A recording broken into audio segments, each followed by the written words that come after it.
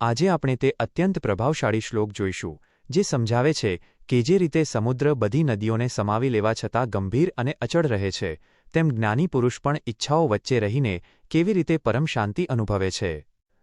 નમસ્કાર મિત્રો, ડિજિટલ કી શ્રેણીમાં આપનું સ્વાગત છે. ગઈકાલે શ્લોક 69માં આપણે જોયું કે જે સામાન્ય લોકો માટે રાત છે તે જ્ઞાની માટે દિવસ છે, અને જે લોકો માટે દિવસ છે તે જ્ઞાની માટે રાત છે. આજે આપણે જોઈશું અધ્યાય 2 શ્લોક 70, જેમાં ભગવાન શ્રીકૃષ્ણ સમુદ્રનું અદ્ભુત ઉદાહરણ આપીને સમજાવે છે કે સાચી શાંતિ કોને મળે છે અને કેમ ઈચ્છાઓ જ્ઞાનીને વિચલિત કરી શકતી નથી. 1. સંપૂર્ણ સંસ્કૃત શ્લોક. આપૂર્યમાણ મચલ પ્રતિષ્ઠમ સમુદ્રમાપઃ પ્રવિશન્તિ યદ્વત તદ્વત કામા યમ પ્રવિશન્તિ સર્વે સ શાંતિમાપ્નોતિ ન કામકામી 70. 2. સરળ ગુજરાતી અર્થ. શ્રી ભગવાન બોલ્યા, જેમ ચારે બાજુથી નદીઓ દ્વારા છલોછલ ભરાતા રહેવા છતાં સમુદ્ર પોતાની મર્યાદા છોડતો નથી અને અચળ રહે છે, તેમ જે મનુષ્યમાં તમામ ભોગો કે ઈચ્છાઓ વિકાર પેદા કર્યા વગર જ સમાઈ જાય છે, તે જ પુરુષ શાંતિ પ્રાપ્ત કરે છે, ઈચ્છાઓ પાછળ દોડનારો, કામકામી નહીં. 3 અને 4 પ્રશ્નો અને તેના ઉત્તરો. 1. ભગવાન અહીં કોની સાથે જ્ઞાની પુરુષની સરખામણી કરે છે? જવાબ: સમુદ્ર સાથે.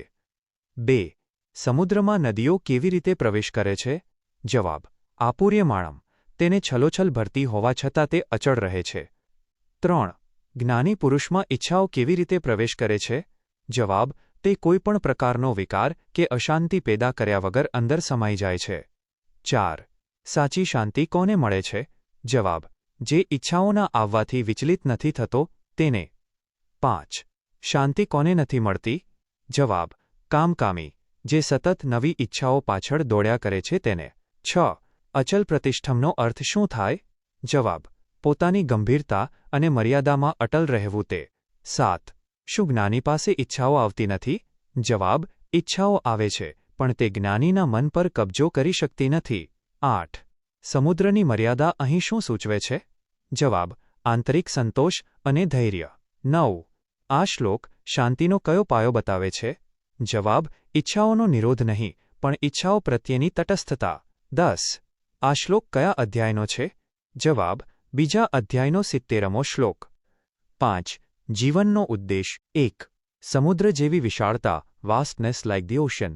નદીઓ સમુદ્રમાં ભળે છે ત્યારે સમુદ્ર ઉભરાઈ જતો નથી કે નદીઓ સુકાઈ જાય તો સમુદ્ર ખાલી થઈ જતો નથી. જીવનનો ઉદ્દેશ આપણા વ્યક્તિત્વને આટલું વિશાળ બનાવવાનો છે. સંસારમાં રહીએ ત્યારે અનેક પ્રલોભનો અને વિષયો આવશે, પણ આપણું મન એટલું ઊંડું હોવું જોઈએ કે તે બધું જ પચાવી જાણે. જો નાની વાટકી જેવું મન હશે તો એક ટીપાથી પણ ઉભરાઈ જશે. 2. ઈચ્છાઓ પ્રત્યેનો સાક્ષીભાવ, વિટનેસિંગ ડિઝાયર્સ. ભગવાન કામકામી બનવાની ના પાડે છે. ઈચ્છા થવી એ કુદરતી છે, પણ ઈચ્છા થઈ એટલે તરત જ તેની પાછળ પાગલ થઈને દોડવું એ અશાંતિનું કારણ છે. જીવનનો ઉદ્દેશ સાક્ષીભાવ કેળવવાનો છે. જેમ નદીઓ સમુદ્રમાં શાંત થઈ જાય છે, તેમ બધી ઈચ્છાઓ આપણા આત્મિક સંતોષમાં શાંત થઈ જવી જોઈએ. સાચી શાંતિ ઈચ્છાઓના અભાવમાં નથી, પણ ઈચ્છાઓના પ્રભાવમાંથી મુક્ત થવામાં છે. 3. આંતરિક અચળતા, ઇનર સ્ટેબિલિટી. દુનિયા આપણને લલચાવશે, ડરાવશે અને વખાણશે પણ ખરી. આ બધી જ નદીઓ છે. જીવનનો ઉદ્દેશ આપણી અચલ પ્રતિષ્ઠા જાળવી રાખવાનો છે. જે મનુષ્ય પોતાની જાતમાં તૃપ્ત છે તેને બહારથી કશું મળવાની લાલચ નથી અને કશું ખોઈ નાખવાનો ડર નથી. આ જ સ્થિતિ પરમ શાંતિનો માર્ગ છે. નિષ્કર્ષ ટૂંકમાં. 1. સમુદ્રની જેમ ગંભીર બનો જેથી કોઈ પણ ઈચ્છા તમને વિચલિત ન કરી શકે. 2. ઈચ્છાઓની પાછળ દોડવાથી અશાંતિ મળે છે, ઈચ્છાઓને મનમાં સમાવી લેવાથી શાંતિ મળે છે. 3. આંતરિક સંતોષ જ મનુષ્યને અચળ અને સ્થિર બનાવે છે. આવતીકાલના શ્લોકની પૂર્વભૂમિકા.